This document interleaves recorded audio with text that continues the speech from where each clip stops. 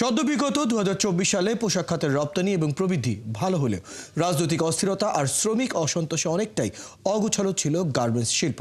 রপ্তানিকারকরা আশা করছেন 2025 সালটি ভালো যাবে, কারণ শ্রমিক অসন্তোষ কমেছে, দেশেই আইন শৃঙ্খলা পরিস্থিতিও উন্নতি হয়েছে আর ক্রেতাদের আনাগোনাও বাড়ছে। আরও জানাচ্ছেন জাহিদুল ইসলাম। পোশাক খাতকে বলা হয় বাংলাদেশের শিল্প ও অর্থনীতির মেরুদণ্ড।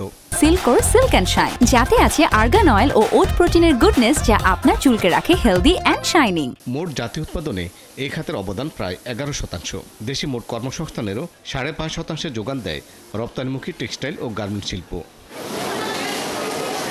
কারখানা মালিকরা বলছেন, সম্ভাবনা থাকা সত্ত্বেও বিগত সময় গার্মেন্টস খাত দুর্নীতি এবং বৈষম্যের কারণে পিছিয়ে ছিল। 2025 সালে দেশের উন্নয়নে মালিক এবং শ্রমিক ভেদাভেদ ভুলে সমানভাবে কাজ করতে হবে। ভিন্ন মতে থাকতে পারি আমি, কিন্তু জাতীয় স্বার্থে এক থাকতে হবে। অর্থনীতির যে ক্ষত হয়েছে বিগত দিনে, কেন হয়েছে, কী ধরনের নীতি প্রণয়ন করলে দুর্নীতি করা কঠিন হবে, এই বিষয়টাকে গুরুত্ব দিতে হবে।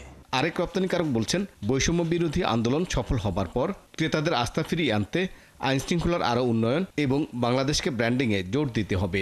আইন শৃঙ্খলার পরিস্থিতি উন্নত হলে অন্য অনেকগুলো জিনিস আমাদের পথে চলে আসবে। অর্ডারস আর কামিং, এবং এই ফ্লোটা আমরা ধরে রাখবো।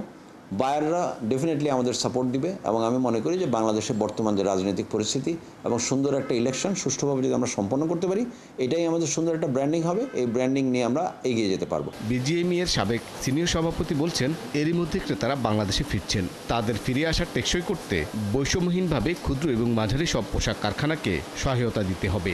2025 তখনই সাকসেসফুল বছর হবে যখন এই সমস্ত এই আনসার্টেনিটিটাকে আমরা ডিল করে আমরা বছরটাকে শেষের দিকে নিয়ে যেতে পারবো।